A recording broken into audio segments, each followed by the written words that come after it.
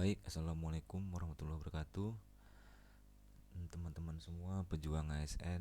Baik, kali ini kita akan membahas lagi tentang dokumen-dokumen yang harus disiapkan dalam pengisian daftar riwayat hidup.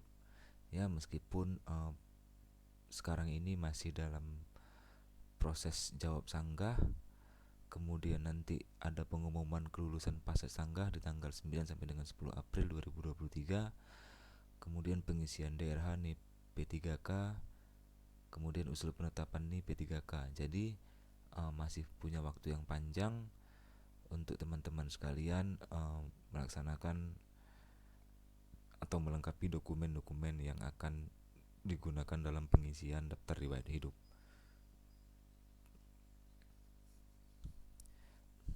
Baik teman-teman semua, adapun dokumen-dokumen yang harus disiapkan, kalau melihat dari contohnya yaitu dari P3K kesehatan kemarin, ini tidak jauh berbeda ya dengan yang guru, P3K guru. Nah, ini dia jadwal seleksi P3K tahun 2022. Nanti pengisian daerah ini akan dimulai dari mulai tanggal 11 April sampai dengan 30 April 2023. Oke, adapun dokumen-dokumen yang harus disiapkan yaitu di sini dia surat pernyataan. Yang pertama itu surat pernyataan sesuai dengan nanti pengisiannya. Ini dia surat pernyataan 5 poin sesuai dengan peraturan BKN nomor 14 tahun 2018 untuk CPNS ataupun peraturan BKN nomor 1 tahun 2019 untuk P3K yang sudah dibubuhi materai serta ditandatangani oleh calon ASN. Ukuran maksimal 1000 KB berformat PDF. Untuk template surat pernyataan dapat Anda unduh di sini. Di sini jadi bisa diunduh di sini. Nah, di sini dia nanti nih format surat pernyataan. Ini dia format surat pernyataan, ini silahkan di-download, kemudian nanti diketik dan dibubuhi materai, kemudian ditandatanganin. Selanjutnya yaitu surat keterangan catatan kepolisian yang masa berlaku sampai 3 bulan ke depan. Artinya ini masa berlakunya itu harus 3 bulan dari surat SKCK-nya dibuat. Artinya pada saat nanti mengupload dia harus masih berlaku.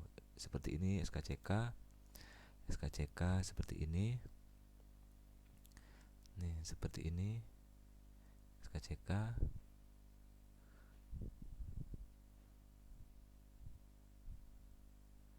Nih, dia berlakunya tuh 6 bulan ya. SKCK itu berlakunya 6 bulan. Tapi dari situs SSCN-nya itu ialah yang 3 bulan ke depan. Artinya dibuatnya ini diusahakan nanti di bulan April saja, di bulan April kemudian dia keterangannya dibuat melengkapi berkas P3K di sini, melengkapi berkas P3K ya. Ini SKCK oke. Kemudian selanjutnya yaitu file scan daftar riwayat hidup yang diisi dan diunduh dan pengisian daerah pada web scan yang digabung menjadi satu file. Udah, ini artinya dia yang dari sini cetak daerah perorangan dan cetak daerah riwayat, ini keduanya di print, kemudian nanti ada yang ditulis tangan, kemudian yang di sini nanti dia dibubuhi materai dan ditandatanganin. Artinya ini setelah nanti kita mengisi daftar riwayat hidup, ini di print dulu, kemudian digabung jadi satu file PDF, kemudian diupload. Kemudian surat keterangan tidak mengkonsumsi menggunakan narkotika yang ditandatangani oleh dokter dan unit pelayanan kesehatan pemerintah. Artinya ini harus di rumah sakit pemerintah. Seperti ini dia contoh suratnya. Ini ditandatangani harus oleh dokter yang memiliki NIP. Ini bisa di rumah sakit pemerintah, bisa di rumah sakit Polri, TNI, ataupun di Badan Narkotika Nasional, baik dia kabupaten atau kota. Ya, ini dia di bawahnya juga ada hasil tesnya, negatif semua. Kalau dia suratnya 2 dijadikan 1, tetap diupload keduanya. Oke. Kemudian